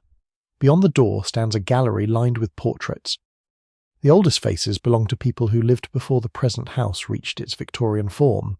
An 18th century gentleman in a powdered wig hangs beside a woman painted in silk. Farther along, another portrait may depict an ancestor from the early 17th century, his dark clothes relieved by a white collar and one pale hand resting on a table. Family portraits are more than decoration. They make lineage visible. A child growing up in the manor may learn the names of people dead for a century simply because their faces remain on the walls. Stories accumulate around them. One ancestor fought abroad, another lost money, another rebuilt the West Wing, another was said to be unusually kind to tenants, and, almost inevitably, one attracts a ghost story. No one can quite agree when such stories begin. Some seem ancient but appear only in 19th century accounts. Others may grow from a creaking floorboard, an inherited portrait, a closed room, or a servant's tale repeated so often that it becomes part of household memory. Victorian Britain is fascinated by ghosts. This interest exists alongside industrial science, railways, telegraphs, and increasingly technical explanations of the natural world. Spiritualism becomes fashionable in some circles. Seances are conducted in drawing rooms. Table turning, mysterious knocks, and claims of communication with the dead draw both believers and skeptics. Yet country house ghost lore is usually quieter. A pale figure on a staircase. Footsteps in an empty passage. A door found open when everyone remembers closing it. A portrait said to dislike being moved. Such stories are often told without complete conviction. They belong to the atmosphere of old houses, especially in winter when the building contracts. Wind moves through chimneys, and servants carrying candles create shadows that seem to detach themselves from walls. The maid passing the portraits does not stop. Whether she believes the stories is her own business. She reaches an unused bedroom and opens the door. The air inside is colder. Guest rooms that are not occupied may receive only minimal heating. Furniture is covered or carefully dusted. Curtains are closed to protect fabrics. A washstand waits with an empty basin. The bed has been made, but beneath its counterpane the sheets are cold. Beds demand considerable care in a large household. Mattresses must be aired. Linen must be changed, washed, dried, folded, and stored. Blankets are brushed. Bed curtains, where they survive, collect dust. Chamber pots must be emptied and cleaned in rooms without modern plumbing. The servant checks the window latch and looks briefly at the fireplace. No fire burns here tonight. In older centuries, such a chamber would be even less comfortable. Medieval manor rooms often rely on thick bedding, shutters, hangings, fur-lined garments, and shared warmth rather than constant fires. Victorian bedrooms improve upon this, but luxury remains unevenly distributed through the house. A grand staircase can coexist with an icy spare room only a few yards away. The servant closes the door again. Farther along stands the library. Its fire has burned low, leaving the room warm only near the hearth. Shelves climb almost to the ceiling, filled with leather-bound volumes. A reading desk rests near one window. On a table lies an extinguished candle beside a brass snuffer. Candle snuffers and wick trimmers belong to an older world of lighting that remains present even where gas has arrived. Candles still serve for bedrooms, emergencies, travel through dark corridors, and occasions when softer light is preferred. A careless candle is a serious danger. Country houses fear fire for good reason. Dry timber, curtains, carpets, books, coal grates, lamps, and exposed flames create countless opportunities for disaster. Servants may therefore check lamps and candles repeatedly before the household sleeps. Some houses keep leather fire buckets, sand, or hand pumps ready for emergencies. The methods seem modest, but they are better than nothing. The maid glances once toward the fireplace before leaving. The corridor clock sounds the quarter hour. Its bell is not loud, yet in the stillness it carries farther than during the day. At the upper landing, a long-case clock below answers with its own measured ticking. Time is everywhere in Victorian domestic life, but clocks also possess their own folklore. A clock stopping unexpectedly may be interpreted by some as a bad omen, especially if a death follows. Similar beliefs attach to mirrors, birds entering houses, unexplained knocks, and particular dreams. Those who recorded these superstitions never fully agreed on where they came from. Many are far older than the Victorian period, surviving from rural traditions that blend Christianity, folk belief, household custom, and simple coincidence. A small horseshoe is fixed above a less-used service doorway. Perhaps it is merely decorative. Perhaps someone once placed it there for luck.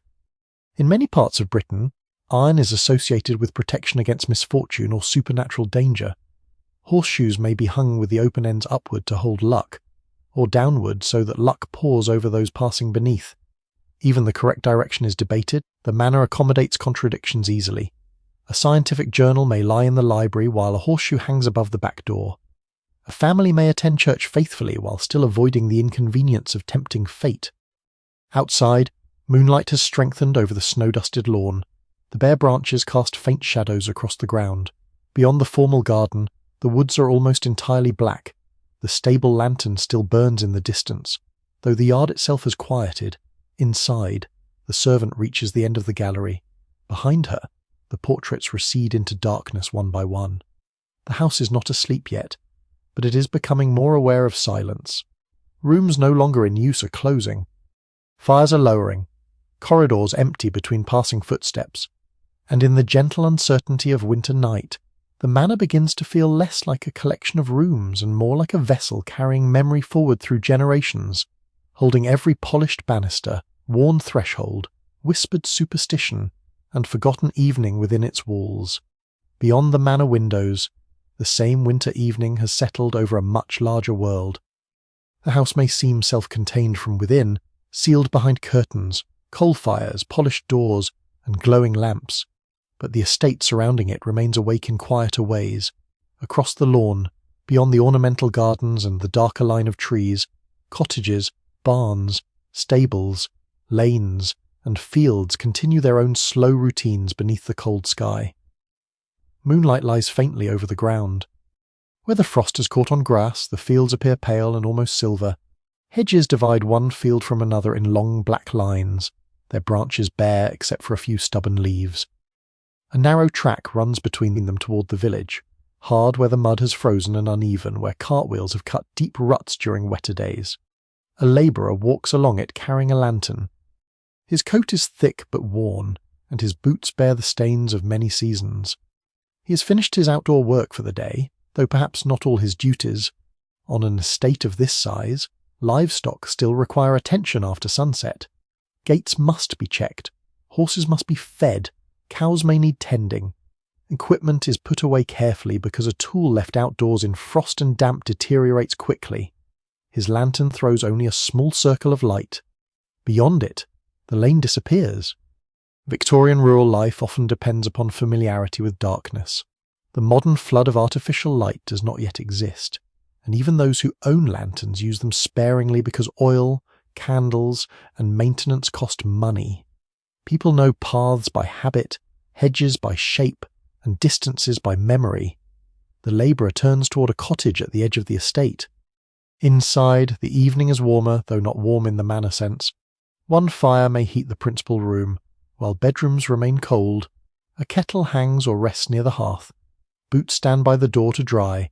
Damp outer garments are placed where their steam can slowly rise. A family may eat a simple meal of bread, potatoes, onions, cheese, bacon when available, or soup made from whatever the household can afford and preserve. Porridge and broth remain familiar foods. Tea has become widespread even in modest homes, though quality and quantity vary. Food here is not presented in courses. It is placed on the table and eaten while still hot. A thick ceramic bowl may serve for years. Wooden chairs show wear along their edges. A clock, if the household owns one, ticks from the mantel. Otherwise the church bell and long habit help divide the evening. The contrast with the manor is considerable, but it should not be exaggerated into two entirely separate worlds. Estate workers, tenants, servants, tradespeople, and the family in the great house are connected by labour, rent, wages, charity, obligation, custom, and geography. The same storm can damage everyone's roofs. The same poor harvest changes every pantry, though not equally. Winter makes these connections clearer. A blocked lane delays deliveries to the manor and coal to cottages alike. Frozen water complicates work everywhere. Illness travels without much respect for social rank, even if wealth determines who has better food, warmer rooms, and easier access to a doctor. Near another cottage, a woman carries in an armful of kindling before frost thickens further. Small branches, coal, peat in some regions, and gathered wood all have value during cold weather. Fuel is rarely wasted. Ashes may be saved for household purposes, and cinders that still contain usable material are sometimes sorted rather than discarded. Older habits survive here with particular strength. A bundle of dried herbs may hang near the hearth. A sprig of rosemary, thyme, or sage can serve both kitchen and household medicine. Onion preparations, hot drinks, mustard poultices, and warmed flannel appear in many homes as remedies for winter complaints. Some families place faith in more curious protections. Rowan twigs may be associated with protection in certain regions. Iron objects can carry lucky meanings. A horseshoe above a doorway may remain long after anyone remembers who put it there.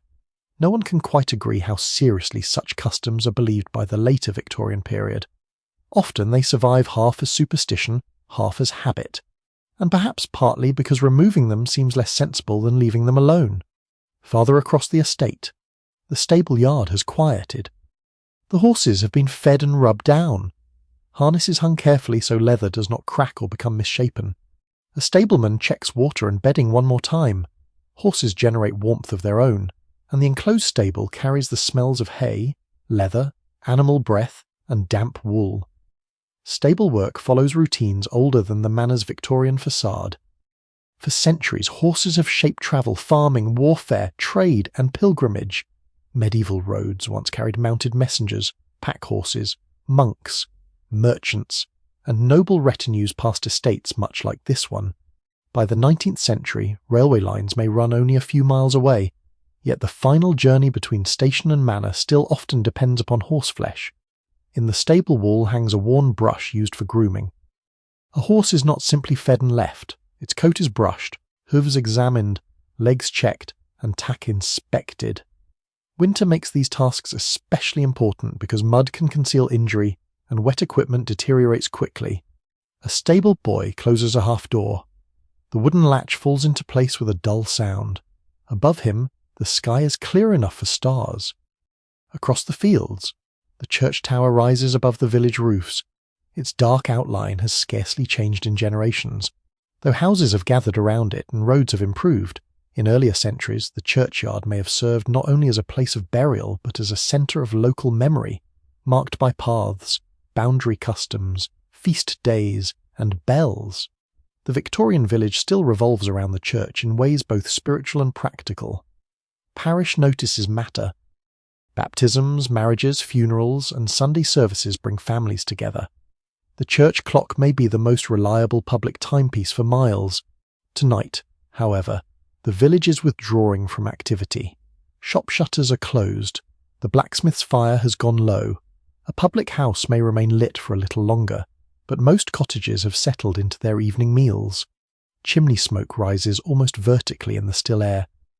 Along the edge of the road stands a small stone structure that local people call an old crossbase. It may indeed survive from a medieval wayside cross, or it may have been moved from somewhere else. Those who recorded the local tradition never fully agreed.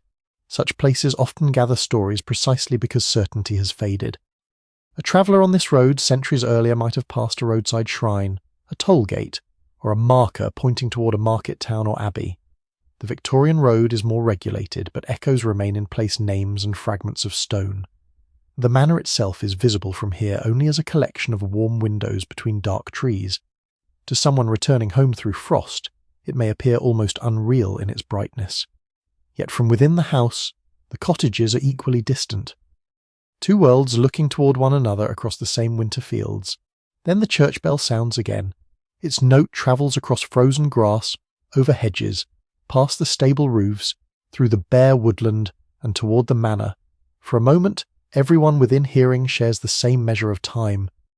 The family by its drawing-room fire, the maid on the back stairs, the stableman securing a door, the labourer entering his cottage, the village family drawing closer to the hearth. And beneath the pale winter sky, the whole estate seems to settle together, field by field and room by room, into the deepening quiet of the night. Back inside the manor, warmth becomes something almost tangible. It gathers in certain rooms, fades in others, lingers around fireplaces, disappears along corridors and returns again wherever coal has been laid carefully onto a grate. A Victorian country house may look solid enough to resist any weather, but winter enters through stone, glass, timber, chimney, and doorway. Comfort must be built hour by hour. Central heating, where it exists at all, remains limited and uneven. Some grand houses experiment with hot air systems, boilers, or networks of pipes, but most rooms still depend heavily on individual fires. This creates a patchwork of temperatures. The drawing room may be pleasantly warm, the dining room may remain comfortable long after the meal, a nearby gallery, by contrast, can be cold enough to make someone quicken their step. Victorian households therefore develop an entire language of small objects designed to preserve heat. At the most basic level are clothes. Evening dress may appear elegant, but beneath visible layers are practical protections against cold. Women wear shifts, drawers, corsets, petticoats, stockings, and sometimes additional woolen layers. Men rely on undershirts, waistcoats, thick socks, and substantial wool cloth. Servants working in colder parts of the house may add shawls. aprons, jackets, or knitted garments when circumstances allow. Wool is particularly valuable. For centuries, wool has been one of Britain's great materials, traded through medieval market towns, carried along muddy roads, taxed by kings, and exported through busy ports. By the Victorian era, industrial mills transformed production. But the reason people value wool in winter has not changed. It traps warmth even when the air around a person remains chilly. Near the entrance hall, a cloak lined with fur hangs ready for someone who might need to cross the courtyard. Fur-lined garments recall much older forms of winter dress. Medieval nobles used squirrel, rabbit, lamb, and more luxurious furs not only as displays of rank but because cold stone buildings demand insulation. Victorian fashion changes the silhouette, yet a fur collar still serves the same ancient purpose. There are also ways of carrying warmth directly. A housemaid crosses a bedroom carrying a stoneware hot water bottle. Its stopper has been checked carefully.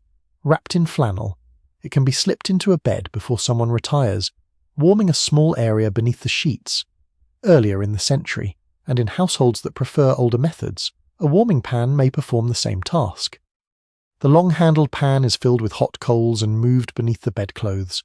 Never left in one place for long, the practice requires caution.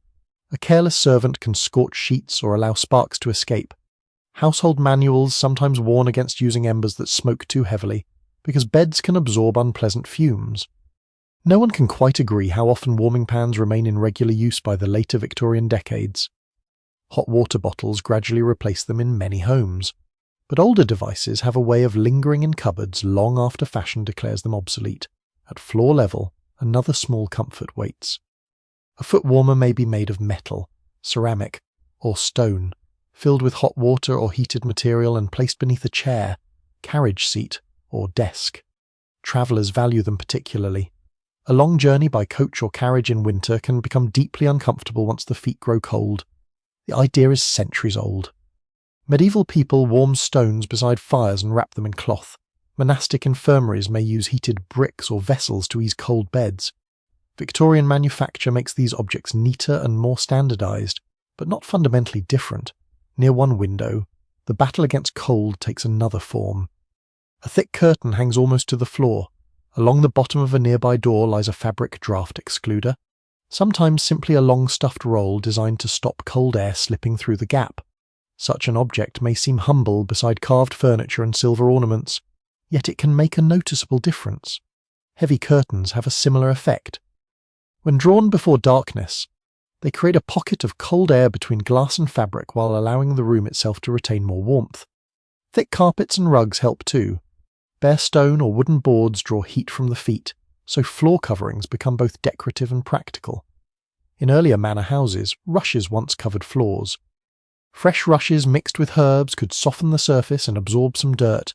The romantic descriptions of sweet-smelling medieval floors tend to understate the difficulty of keeping such material clean. By the Victorian period, carpets perform the insulating role more effectively, but the desire to place a layer between the body and a cold floor remains familiar. The fireplace itself requires constant attention. Coal must be brought from the cellar, ash must be removed. Chimneys must be swept, grates must be cleaned. A fire left unattended eventually collapses into dull embers, and reviving it can take time. Some households bank fires overnight by arranging fuel so that enough heat survives until morning, though leaving any fire burning carries obvious risks. Coal smoke presents another difficulty. Even a well-managed fireplace can release soot and fumes, while entire towns become darkened by domestic and industrial coal burning.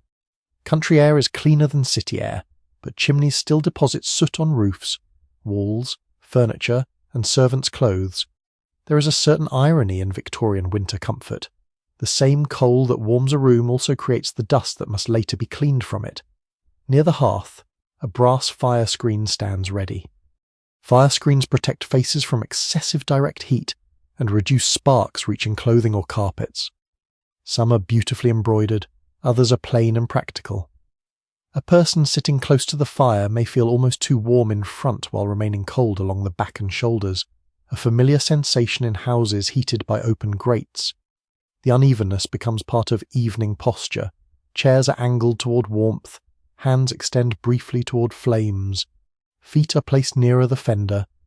Someone leaving the room for a corridor may instinctively draw a shawl closer around the shoulders. Outside, frost continues to thicken. The wind has returned lightly, moving around the corner of the house and brushing the bare branches near the upper windows. Moonlight catches the frozen lawn, and the village road beyond the park lies pale and empty. Inside, the fires glow lower but steadier. A servant places another lump of coal onto the drawing room grate. Another slips a hot water bottle beneath folded bedclothes upstairs. A heavy curtain settles against a door. A blanket is turned back, and throughout the manor warmth is stored in wool, stoneware, iron, water, coal, carpet, cloth, and habit. It is not effortless warmth. It has been carried, lit, folded, heated, drawn, banked, and guarded. But for those settling deeper into their chairs as the winter night grows colder outside, all that labour produces the simplest of comforts, a room that remains warm enough to rest in. Warmth, in a Victorian household, is never merely a matter of comfort. It is also closely connected with health. A cold bedroom, wet shoes, a draught through a corridor, or a sudden chill after coming in from outdoors may all be treated with suspicion. Families speak of catching cold as though cold itself has entered the body. Servants are warned not to sit in damp clothing. Children are wrapped carefully before being taken outside. Older relatives are kept near the fire. Windows are opened for fresh air, yet closed again when the air becomes too sharp, creating an uneasy balance between two powerful Victorian fears: stale rooms and dangerous draughts. In one of the upstairs bedrooms, a small medicine cupboard stands behind a locked door. Its contents reflect a world in which professional medicine and domestic treatment overlap constantly. There may be bottles of camphorated preparations, glycerin, castor oil, smelling salts, tinctures, powders, ointments, and syrups. Some remedies have been purchased from a chemist. Others have been prepared at home according to recipes copied from household manuals or passed down through generations. A responsible housekeeper is often expected to know something about basic treatment. She may understand how to prepare a mustard poultice, mix a soothing drink, bind a minor wound, or judge when the local doctor must be summoned. In remote country districts, a physician may live several miles away, and winter roads can make even a short journey inconvenient. For ordinary discomfort, the household often begins with what is already available. A sore throat may bring warm drinks sweetened with honey.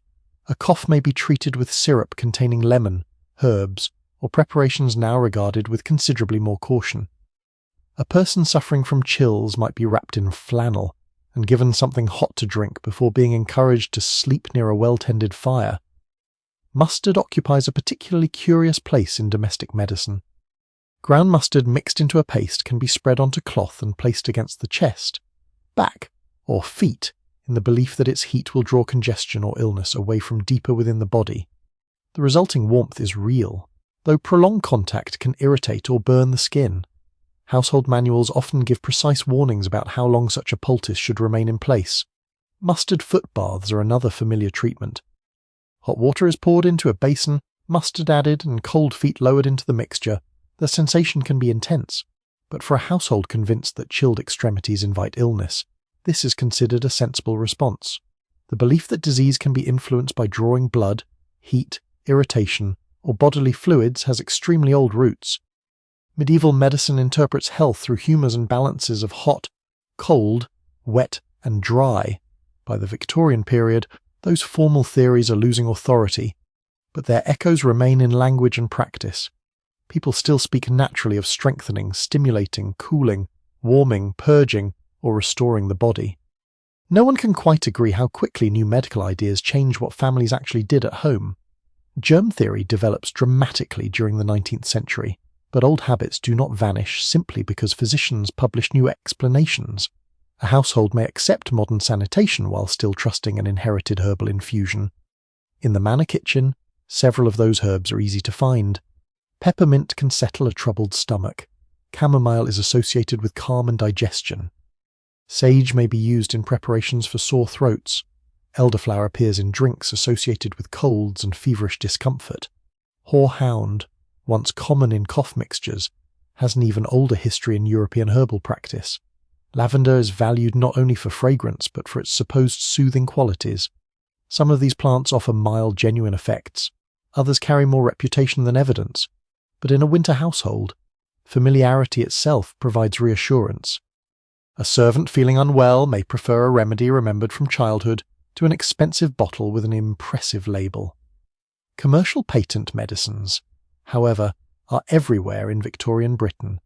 Advertisements promise relief from coughs, weakness, indigestion, sleeplessness, nerves, poor circulation, and nearly every other human discomfort. Many preparations contain alcohol, opiates, stimulants, or combinations that would later attract regulation and alarm. The labels often sound reassuringly scientific. The contents are not always so reassuring. Some chroniclers of domestic life describe these medicines almost casually, while later historians point to the risks hidden inside ordinary household bottles. Even now, historians continue to debate how widely the more dangerous preparations were used in particular social classes and regions. The manor medicine cupboard might therefore contain both simple peppermint water and something far stronger. Nearby rests a small bottle of smelling salts. These are commonly used when someone feels faint. The sharp ammonia-like vapour stimulates the nose and breathing, producing an immediate reaction that can appear dramatically effective.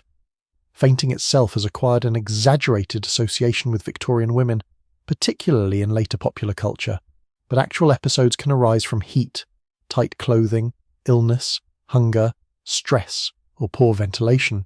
Another familiar object is the chest rub. Camphor or other aromatic substances may be applied in hopes of easing breathing. Vapours from hot water are sometimes inhaled beneath a towel, while steam fills the face with moisture and herbal scent. The treatment resembles much older practices involving aromatic plants and heated water. Medieval and early modern households burn herbs, carry scented pomanders, or use fragrant substances in part because bad smells are associated with corruption and disease. Even after medicine begins moving away from the old belief in poisonous miasmas, fresh air and pleasant scent remain psychologically linked with cleanliness. That concern can make Victorian winter bedrooms surprisingly airy. A housemaid may open a window in the morning even when frost lies outside, allowing cold air to sweep through while bedding is turned back. Later, the fire must be rebuilt to restore the warmth that has deliberately been lost. The procedure seems contradictory only from a distance. To the household, stale air feels dangerous. So does cold.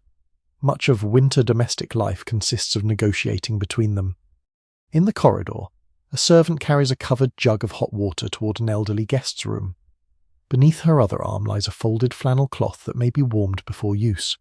She passes a narrow table holding a bowl of dried lavender, then continues toward the bedroom where the fire has been kept slightly stronger than elsewhere. Outside, the night has become utterly still. No cart now moves along the frozen road. The churchyard lies beneath pale moonlight. Smoke from the village chimneys rises slowly into clear air, and frost glitters along the hedges. Inside the manor, medicine has quietened into ordinary care. A blanket is added, a warm drink is carried upstairs, a bottle is returned to its cupboard. The bedroom window is checked for draughts. The fire is stirred once more.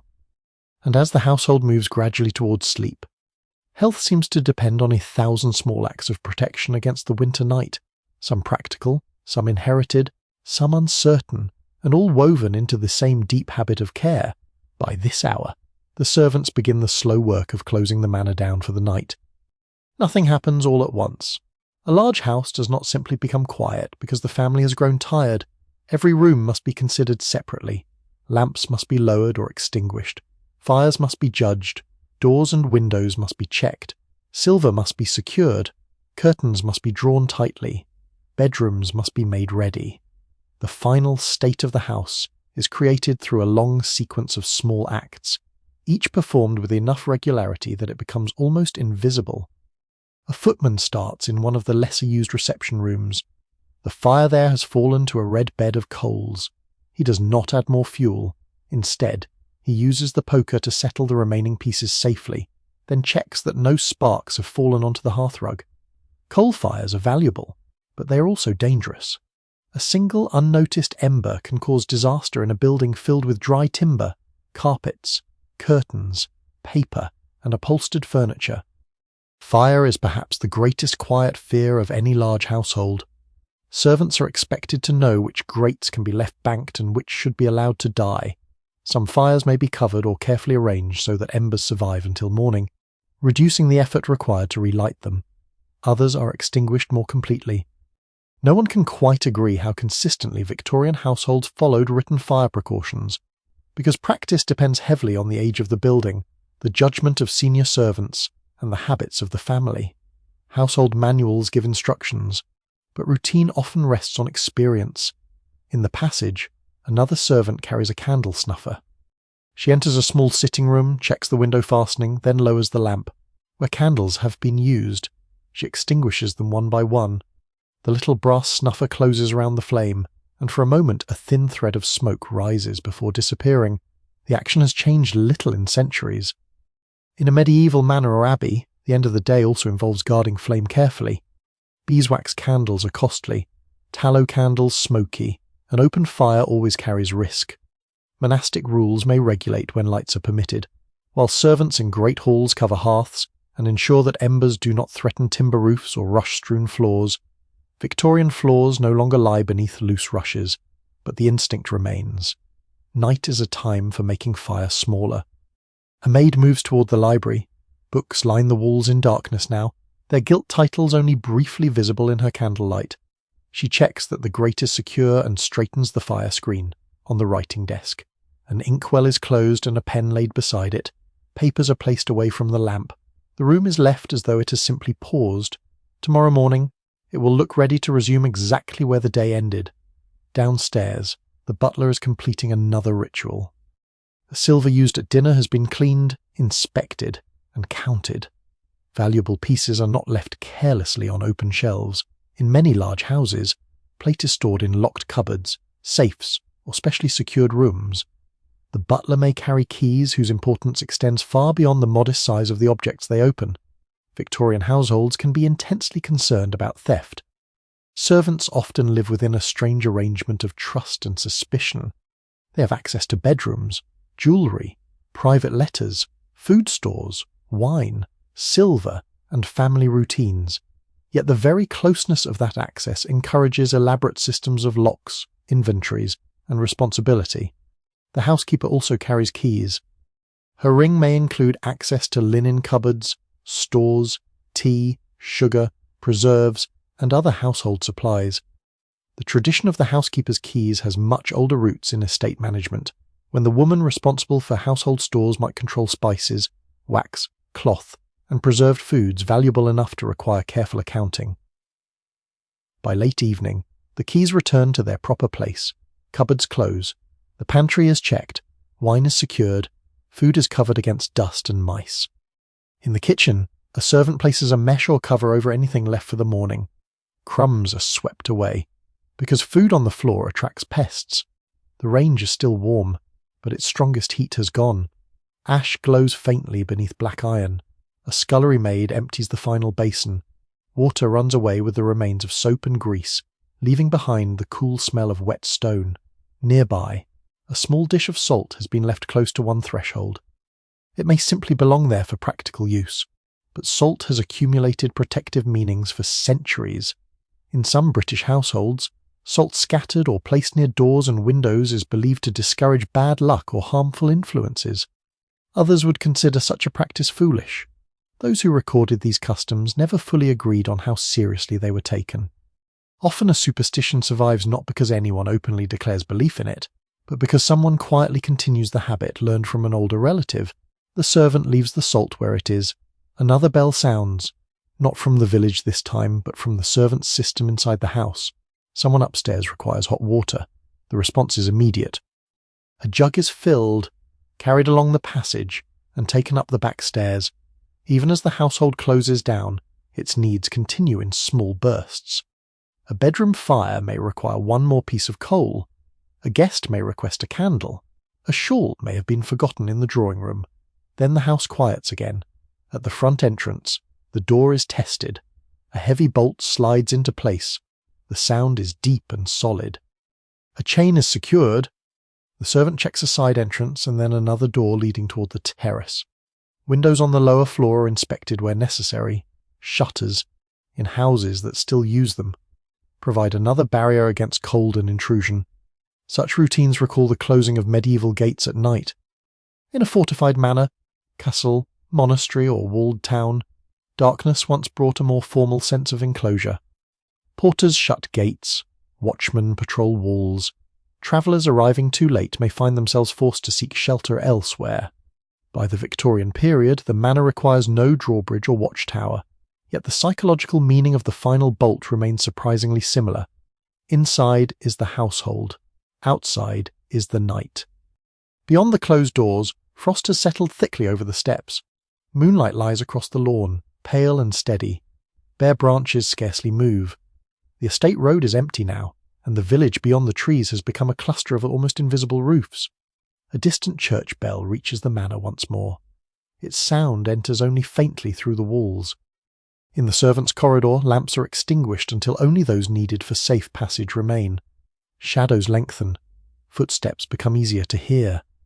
A maid climbs the stairs carrying folded towels, her candle making the banister shine briefly as she passes. Behind her, another door is closed, then another. The great house seems to contract around the few rooms still awake. Its bright evening has almost ended. What remains is fire beneath ash, warm water beneath covers, keys in pockets, bolts across doors, and servants completing the last careful duties that allow everyone else to believe the night simply arrives on its own. Upstairs, the manor has become a collection of small islands of light. Most of the corridors are dim now, but beneath certain bedroom doors a narrow glow remains. Candles burn beside washstands. Fires pulse faintly in grates. Dressing gowns hang over chairs, and heavy curtains seal the windows against the cold. The long public evening is finished. What remains belongs to a quieter part of domestic life, governed less by formal etiquette and more by habit. A bedroom maid enters one of the larger rooms carrying a final jug of hot water. The bed has already been turned down. Sheets lie smooth beneath wool blankets and a thick counterpane. A stoneware hot water bottle rests beneath the covers, wrapped in flannel so that its heat spreads gently without becoming uncomfortable. In some rooms, a warming pan has been used earlier, its long handle now leaning against a wall until it can be carried away. The bedroom fire burns lower than the drawing room fire did. Keeping every room strongly heated through the night would consume enormous quantities of coal, so warmth is allowed to diminish. The bed itself becomes the true refuge. Curtains around older bedsteads, thick blankets, quilts, nightclothes, socks, and warmed sheets all reduce the need to heat the entire chamber. This method is far older than the Victorian manor. In medieval castles and manor houses, bed curtains serve practical purposes as well as decorative ones, trapping a little body heat and sheltering sleepers from drafts. Fur covers, wool blankets, linen sheets, and even shared beds help people endure chambers that may be bitterly cold after the hearth has faded. The Victorian bedroom is more private and more comfortably furnished, but winter still rewards the same principle. Warm the person more efficiently than the room. At the dressing table, pins are removed from hair one by one. The elaborate shape created before dinner gradually disappears. Hair is brushed carefully, sometimes for far longer than seems necessary by modern standards. The idea that repeated brushing improves health and shine is common, though no one can quite agree how literally rules about a particular number of brush strokes were followed. A woman may braid her hair loosely for sleep. Jewellery is removed and placed in a case or locked drawer. A ring might remain. Other valuables are put away with deliberate care. The gown worn at dinner is handed to a maid, who examines it briefly for marks or damage before hanging or folding it according to the garment. Clothes demand almost as much attention after being worn as before. Mud must dry before it can be brushed away. Creases may need steaming. Loose stitching must be noticed before it becomes a tear. Expensive textiles are expected to last. This attitude would have been instantly understandable in an earlier manner, where cloth represents many hours of labour and can carry considerable value. Medieval wardrobes are inventories of wealth in their own right, and garments may be altered, repaired, inherited, or given as gifts. Across the corridor, a gentleman removes his evening coat. His watch is wound before being placed beside the bed. Winding a watch or bedside clock can become a nightly ritual, almost without thought. Mechanical time has entered private life so completely that a sleeping person may now keep the hour beside the pillow rather than relying entirely on bells outside. Yet those bells remain. From the village, A distant chime crosses the frozen fields. It arrives softly through thick walls, weakened by distance but still recognizable. For centuries, bells have marked prayer, labor, danger, celebration, and death. Monastery bells divide darkness into canonical hours. Medieval travellers listen for them when searching for a settlement after sunset. Even now, in a Victorian bedroom equipped with a clock, the sound retains something older and larger than household time. A candle is moved closer to the bed. Many people read briefly before sleeping. The choice might be scripture, a devotional book, a novel, poetry, letters, or a few pages of some familiar volume. Reading by candle or lamp encourages a slower pace. The page brightens at the centre and disappears gradually toward the edges, while the rest of the room remains dim. Bedside reading also requires caution. Falling asleep beside an open flame can be dangerous, and stories of curtains or bedclothes catching fire are common enough to make careful households wary. Candle holders may be designed with broad bases, and snuffers remain within reach. Some families end the day with prayer. The practice can be private or communal, elaborate or brief. A person may kneel beside the bed before settling beneath the blankets. Children may have learned evening prayers almost before they understand their meaning. Adults repeat familiar words partly from conviction, and partly because repetition itself can be soothing. The habit connects the Victorian Manor with a much older devotional rhythm.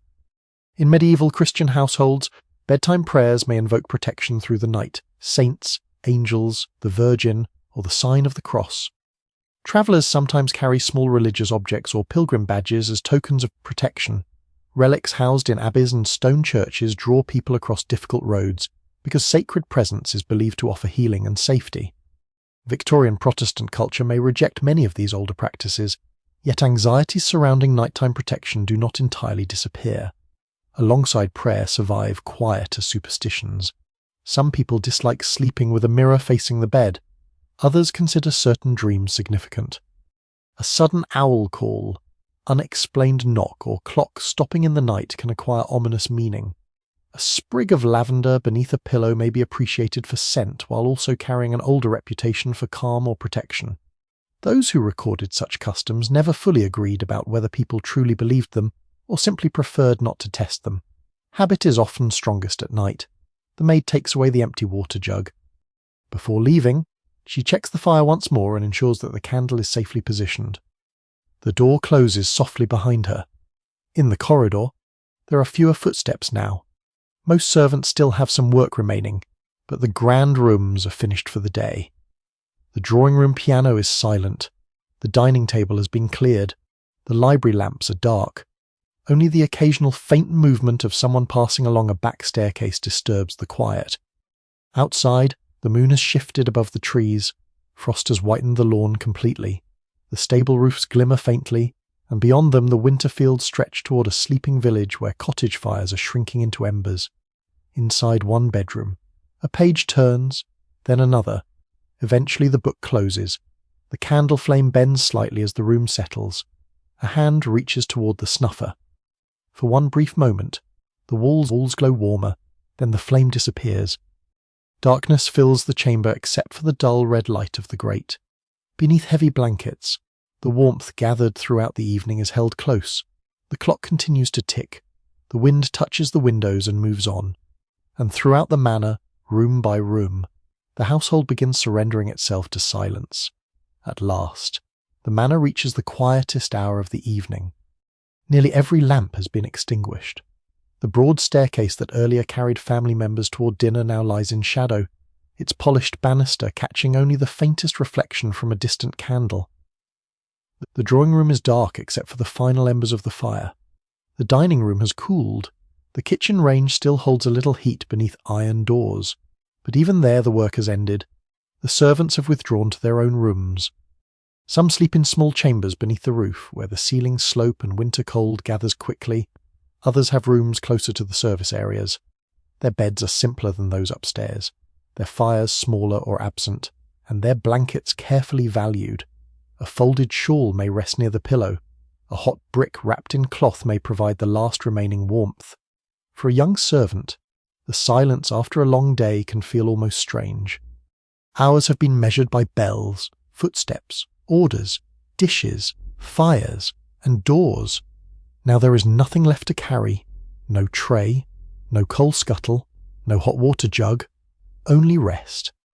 The quiet of the servants' quarters has its own old ancestry. Medieval monasteries, castles, and manor houses all settle by degrees rather than instantly. A porter completes his watch, a kitchen fire sinks, a stable hand checks an animal once more. Monks lie beneath wool blankets while distant bells wait to call them again before dawn. The forms change across centuries, but the human relief of reaching the end of duty remains remarkably familiar. One last servant crosses the lower passage carrying a candle. He checks a door that has already been checked, partly from responsibility and partly from habit.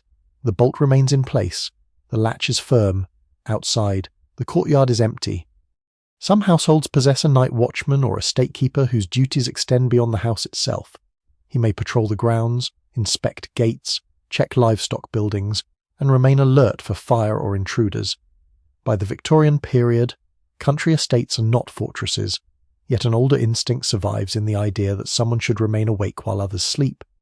Centuries earlier, a manor gate might close at sunset beneath the eye of a porter. A castle watch might tend a fire on the wall. A village watchman might move through dark streets listening for trouble. Tonight, the manor requires less protection. Still, somewhere beyond the house, a keeper walks slowly beside a hedge. His boots press into frost. A lantern hangs from one hand. The little flame is almost insignificant against the winter darkness, yet it moves steadily along the boundary of the estate. No one can quite agree how often such patrols were performed in exactly the same manner from one household to another. Estate routines differ, and memory tends to make them seem more uniform than they were. But the principle remains simple enough. Darkness should be respected, and property should not be left entirely unwatched. The keeper passes the stable yard. The horses are quiet. One shifts slightly in its stall, causing straw to rustle, then becomes still again. Leather tack hangs in darkness. A bucket rests beside a wall. The smell of hay and animals lingers beneath the cold air. Farther on, the kitchen garden lies behind its brick wall. Everything appears dormant. Fruit trees stand bare. Beds that held herbs and vegetables during summer are dark beneath frost. Glass panes of the greenhouse hold a pale glaze along their edges. The garden seems empty, though beneath soil and bark the next season is already waiting. This slow, hidden continuity is easy to forget in winter. The manor itself knows something similar. Behind its Victorian wallpaper are older walls. Behind its polished doors are hinges replaced many times. Below some floors may lie foundations belonging to earlier houses. A staircase can be new while the route through the building is ancient. A family may believe it has transformed the property, yet every generation merely adds another layer. Some chroniclers claim that certain English country houses contained stones taken from dissolved monasteries, ruined chapels, or older manor buildings.